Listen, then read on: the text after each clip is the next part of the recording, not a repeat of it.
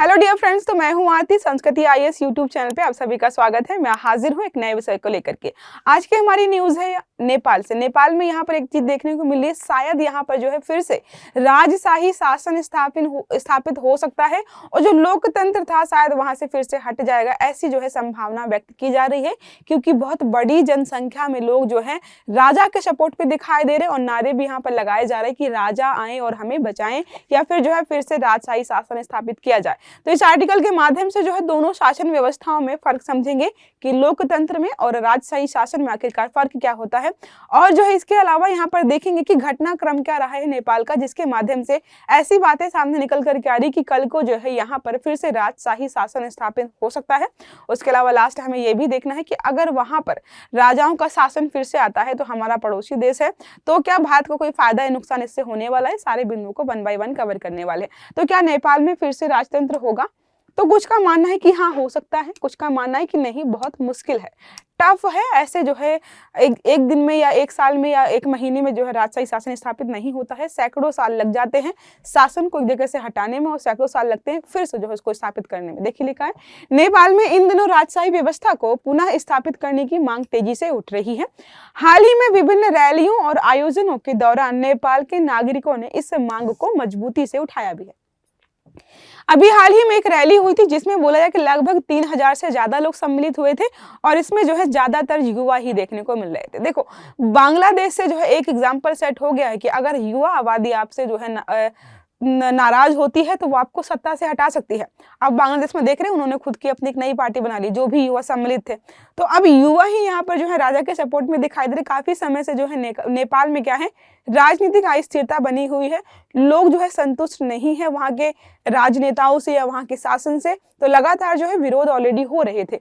अब बात करें जो है यहाँ पर रैली और नारायण हिटी पैलेस।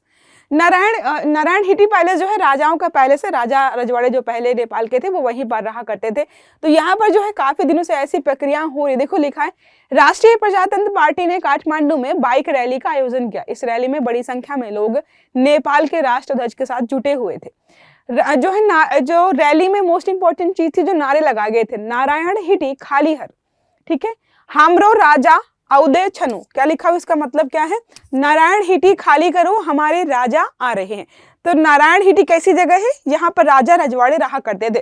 तो नारायण हिटी जो है काठमांडू में स्थित वहाँ रॉयल पैलेस है, जिसमें पूरे राजा जो भी थे वहां पर रहा करते थे। 2008 में क्या हुआ, यहाँ पर गणतंत्र की स्थापना हुई। तो सोचो 2008 में गणतंत्र की स्थापना हुई है और अभी हम 2025 में, तो ज्यादा साल तो हुए नहीं है।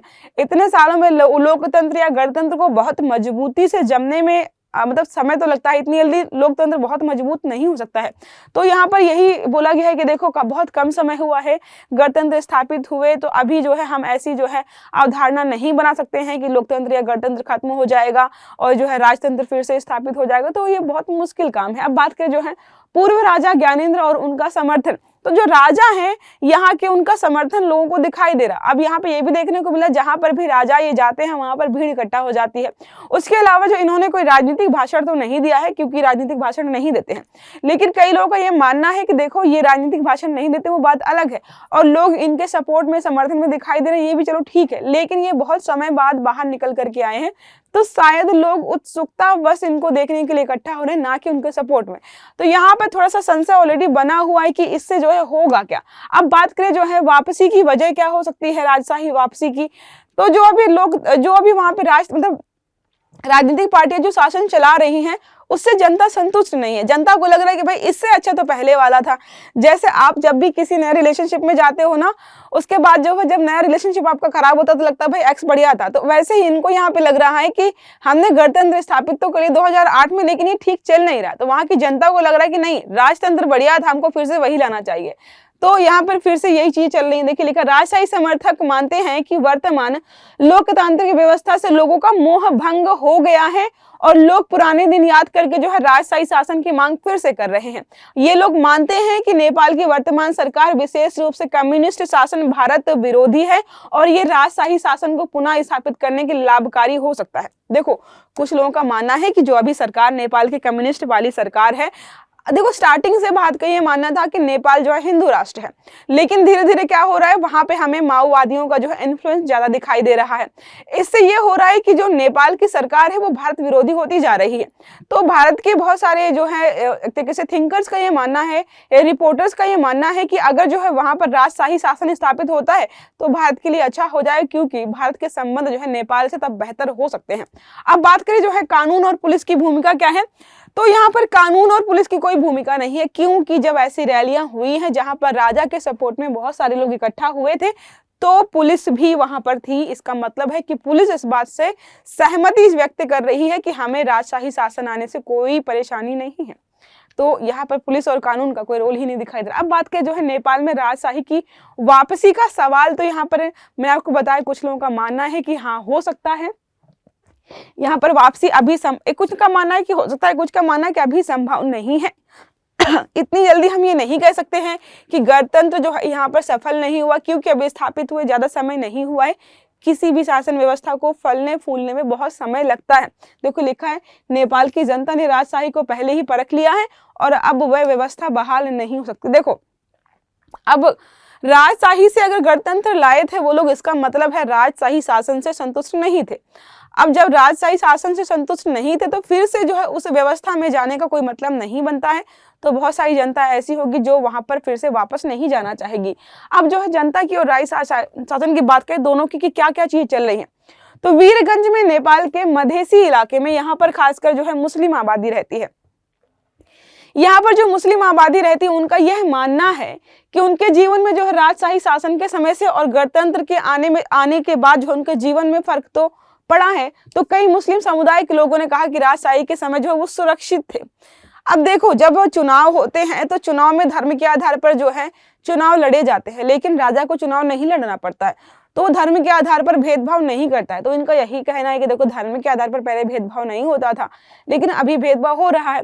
फिर दूसरे व्यक्ति का वहां पे ये कहना है कि देखो ऐसा है कि राजशाही शासन में तो हमारा कोई वर्चस्व नहीं था, लेकिन अभी जब जो है गणतंत्र स्थापित हुआ है तो एक मुस्लिम जो है यहाँ पर मुख्यमंत्री हमारे इलाके से बनाया गया है। चंद्र किशोर यह भी कहते हैं कि लोकतंत्र के तहत मध्य प्रदेश में मुस्लिम मुख्यमंत्री बने हैं, जो राजशाही में कभी संभव नहीं हो पाता। तो दोनों ही प्रकार के थॉट जो है लगातार पैरेलल यहाँ पे चल रहे हैं कि हाँ ठीक भी है और नहीं भी हो सकता है। अब बात करें यहाँ पर नेपाल और भारत के रिश्ते के बारे में, तो मैंने आपको बताया कि काफी समय से जो है वहाँ की जो सरकार है वहां से भारत के रिश्ते अच्छे नहीं चल रहे, क्योंकि विचारधारा का यहाँ पे जो है मतभेद होता दिखाई दे रहा है। लेकिन अगर ऐसा होता है कि वहां पर राजशाही शासन स्थापित होता है तो यहाँ पर ये उम्मीद जताई जा रही है कि भारत के रिश्ते जो है नेपाल से अच्छे हो सकते हैं। देखो लिखा है नेपाल में लोकतंत्र की स्थापना के बाद भारतीय प्रधानमंत्री नरेंद्र मोदी ने नेपाल को सेक्युलर स्टेट घोषित किए जाने को लेकर कुछ बयानों का विरोध किया था। ठीक है, उसके अलावा अगर हम बात करें नेपाल, ये जो मैं आपको ऑलरेडी बताया है 28 मई 2008 को जो है यहाँ पर गणतंत्र स्थापित हुआ था। 240 साल से चली आ रही राजशाही व्यवस्था को इन्होंने जो है खत्म किया था। तो इतनी पुरानी व्यवस्था को खत्म करने के बाद बेचारे दोबारा वहां तो नहीं जाएंगे। अब जो इनके पूर्व राजा थे उनको देख लेते हैं। तो ज्ञानेंद्र नेपाल के अंतिम राजशाही शासक थे, जिन्होंने 2001 में परिवार के कत्ले के बाद राजगद्दी पर कब्जा किया था, अपने परिवार को मार के। 2008 में राजशाही शासन व्यवस्था समाप्त कर दी गई और नेपाल गणतंत्र घोषित कर दिया गया था। पूर्व राजा वीरेंद्र जो अभी हैं वहां पर, वीरेंद्र ज्ञानेंद्र के बड़े भाई थे, ठीक है याद रखना है, नेपाल के राजा रहे हैं। उनका शासन नेपाल में लंबे समय तक शांतिपूर्ण था। इसके अलावा वीरेंद्र की हत्या के बाद अब उनके भाई ज्ञानेंद्र को राजा बनाया गया था, लेकिन उनके शासन के दौरान कई विवाद उत्पन्न हुए जो बाद में राजशाही के अंत का कारण बन गए थे। तो ये सारी चीजें हैं जो कि अभी तक चली हैं। अब यहाँ पे हम बात कर लें लोकतंत्र में या फिर जो है गणतंत्र और जो है यहाँ पर राजशाही शासन में जो है क्या अंतर होता है। तो शासन का स्वरूप क्या होता है, लोकतंत्र गणतंत्र में जो है चुने हुए लोग आते हैं और राजशाही में जो है राजा के परिवार के ही लोग आते हैं। शासन का प्रमुख कौन होता है, जिसको आप चुनकर के लाएंगे वो लोकतंत्र में प्रमुख होगा, लेकिन जो है राजशाही शासन में क्या होगा, राजा ही प्रमुख होता है, उसके परिवार वाले ही प्रमुख होते हैं। सत्ता का स्रोत क्या होता है, जनता द्वारा चुने गए प्रतिनिधि जो भी हैं वो ही सत्ता का स्रोत होते हैं। यहाँ पे राजा के परिवार वगैरह वाले जो भी व्यक्ति हैं, राजा के अधिकार हैं, वही सत्ता का स्रोत होते हैं। निर्णय प्रक्रिया में जो है जनता को इसमें ध्यान में रखा जाता है कि भाई जनता को बुरा ना लगे, जनता को जो है जनता की भलाई को देखा जाए। लेकिन जो है यहाँ पर जो भी निर्णय लिए जाएंगे वो व्यक्तिगत विचारधारा के आधार आधार पर और अपने परिवार की प्रतिष्ठा मान मर्यादा को बचाने के लिए ही निर्णय लिए जाते हैं। समानता और अधिकार की बात करें तो सभी नागरिकों को समान अधिकार मिलता है। लोकतंत्र में यहाँ पर जो है, राजतंत्र में सिर्फ और सिर्फ जो है जो परिवार होता है उसको ही सारे अधिकार मिलते हैं। सामाजिक न्याय की बात करें तो समाज में जो है अधिक समानता होती है, विभिन्न वर्गों को प्रतिनिधित्व मिलता है, सभी को बराबरी में ध्यान रखा जाता है। लेकिन यहाँ पर ऐसा नहीं होता क्योंकि उच्च वर्ग के लोगों को अधिक यहाँ पर जो अधिकार दिए जाते हैं। सामाजिक और राजनीतिक भागीदारी की बात करें तो नागरिकों को यहाँ पर जो है हक होता है कि राजनीति में पार्टिसिपेट करके जो है अपना पद हासिल कर सकते हैं। लेकिन यहाँ पर क्या है, उनके परिवार के ही लोग आगे बढ़ेंगे, कोई भी बाहरी व्यक्ति जो है यहाँ पर एंटर नहीं कर सकता है। सत्ता का हस्तांतरण चुनावों के माध्यम से होता है, यहाँ पर जो है परिवार के उत्तराधिकार के माध्यम से होता है। आर्थिक नीति की बात करें तो जितने भी सरकार जो है आर्थिक फैसले लेती है वो जनता को ध्यान में रखकर लेती है और जो है राजशाही में क्या होगा, अपने परिवार की भलाई को ध्यान में रखकर ही लिए जाएंगे। लोकप्रियता का आधार होता है कि जनता का समर्थन है या नहीं है, ठीक है। और यहाँ पर होता है शाही परिवार की परंपरा क्या है, कैसे, उसी के आधार पर जो है इनकी लोकप्रियता निर्धारित होती है। कानूनी नियंत्रण की बात करें तो यहाँ पर जो है संविधान है, न्यायपालिका है, कार्यपालिका है, सब होता है। लेकिन यहाँ पर जो है राजा की इच्छा पर ही सब निर्भर करता है, राजा की इच्छा पर सब निर्भर करता है। कभी जो है पता चला कि राजा की सभा लगी हुई है, राजा जी अपनी पत्नी से लड़कर आए हुए हैं और आप अपना मामला लेकर के गए, इस व्यक्ति ने चोरी की है। अब राजा घर से लड़के आए थे, गुस्से में थे, उस टाइम बोलेंगे जाओ इसको फांसी की सजा सुना दो। तो थोड़ी सी समस्या जो है राजशाही शासन में यही होती है कि राजा का मूड कैसा है इस पर निर्भर करता है कि आज जो है क्या माहौल रहने वाला है। तो ये छोटा सा आर्टिकल जिसमें हमने पढ़ा कि नेपाल में हो रहा है फिर से राजशाही शासन स्थापित, क्या ये सच है या नहीं है, क्या ये स्थापित हो सकता है। तो देखो अभी प्रक्रिया स्टार्ट हुई है, अब स्थापित होगा या नहीं होगा कुछ समय बाद ही ये जो है हमें पता चल जाएगा। ज्यादा उपद्रव हो गया तो हो सकता है स्थापित भी हो जाए, कुछ कह नहीं सकते हैं। अब जो है सरकार अगर उपद्रव को संभाल लेती है तो जैसा चल रहा था वैसा ही चलता रहेगा। ये रहा छोटा सा आर्टिकल, आई होप आपको समझ में आया होगा और हेल्पफुल भी रहा होगा। तो क्लास अगर अच्छी लगी है तो लाइक करिएगा, चैनल को सब्सक्राइब करना मत भूलिएगा, बेल आइकन दबाइएगा ताकि जितने भी हमारे आर्टिकल्स हैं वो सारे आपको समय पर मिलते रहें। अच्छे से पढ़िएगा। Have a good day, thank you.